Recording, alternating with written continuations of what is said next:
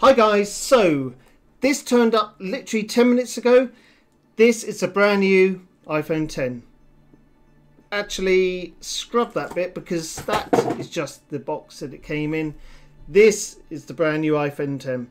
And without further ado, let's open it up and see what we get. I ordered this, or I should say pre-ordered this on the 3rd of November. Now, I'm in the UK. The Apple Store was meant to open up at 8:01 AM.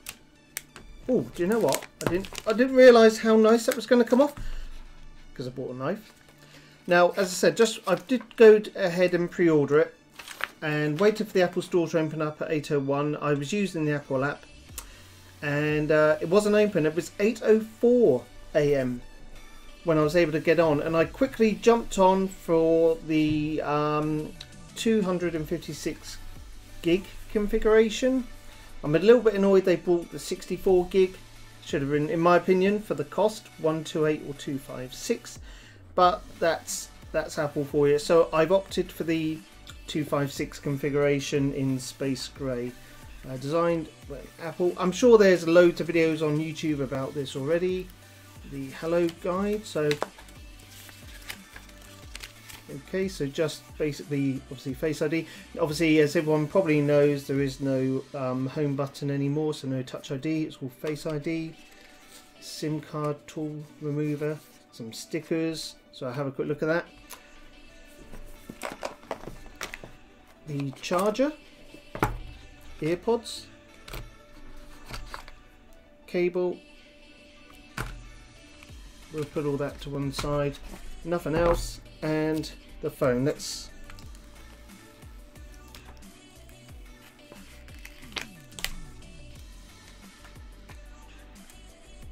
that feels nice. I have never ever seen an actual iPhone 10 and not even been to an Apple store, so I have absolutely no idea. I've seen videos of it. Obviously I did watch the keynote, but my goodness, it feels nice. I suppose if I was to compare this to my current phone, this is my iPhone 6, feels slightly lighter. I think there's definitely a bit more of a thickness to the 10. It's not that big a deal. The screen size on that's pretty large. Looking forward to turning this on. See the power button, the Siri button as well, and I believe Apple Pay, your cameras, and your up and down and mute. So yeah, goodbye to the iPhone 6. That's running iOS 11.1.1 and it's very slow, so I'm quite pleased to be saying goodbye to this. See how quickly it powers on. I don't know if I'm going to need to do any updates. Obviously, I'll be no headphone jack, which isn't a problem because I've got the AirPods, so I'm quite happy about that. And my goodness, swipe up to open. No SIM card, but of course I haven't put it in there. So I think what I'll do is I'll go ahead and get this all set up, put it on my network, and we'll rejoin the video and have a quick play around with it. Right, so I've just had to stick my SIM card in. Quick start. If you have an iPhone or iPad running iOS 11, bring it nearby to sign in automatically. If you want, you can also set. No way. My iPhone's here. I've just literally taken the SIM out. I've just set up new iPhone. Set up your new iPhone. This will transfer your current settings. Unlock to continue. Okay. I won't obviously show you my code, but I'll just put it back. Set up new iPhone. Use your Apple ID to set up your new iPhone. Right, I had no idea this was possible. My goodness. So I'm going to set up the camera. Finish your new iPhone. Keep this phone near your new phone while the information is transferred. So enter the passcode. So I'm just going to go ahead and cut that video while I enter the code. And it's currently now, after the code, it's setting up the iPhone. Bloody hell. I had no idea. I was absolutely clueless this was going to happen. I literally took the SIM out of this one, put it in here, turned it on, and you've seen it for yourself. Okay, so continue with Face ID. So I will go ahead and do that now. Move your head, so follow the arrow. First Face ID scan complete. Move your head slowly in the circle. Second face done. Face ID now set up. So again, just put my phone down. Face ID is done. Okay, so now I've chosen the option of restoring from a backup. So I'm going to go ahead and connect to iTunes.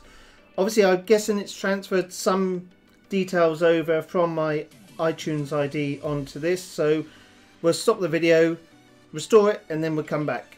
A few moments later. So the iPhone has been set up. I've restored from backup.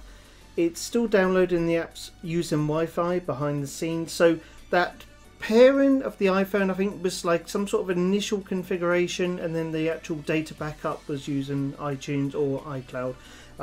So tap to turn on. If I look at the phone, it unlocks. And swipe up. Should we do that again? Because that was pretty cool. You don't necessarily need to tap. From my understanding, you can just look up, look at it, and you're done. It is quite quick. It's quicker than what I thought it was going to be. So look up.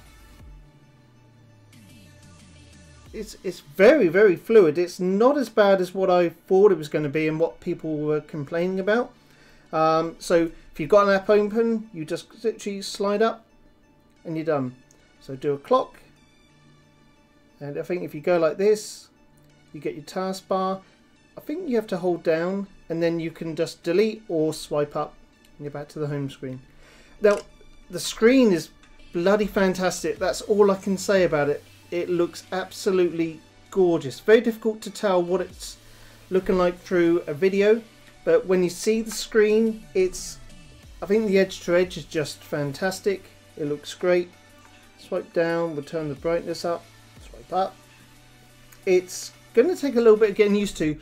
Certainly without the home button, it's not going to be an issue. I am going to be looking forward to using Apple Pay, so I definitely want to be doing that. The phone did cost me $1149. I paid for it on a credit card. I'm not endorsed by Apple in any shape or form, so I paid for this myself.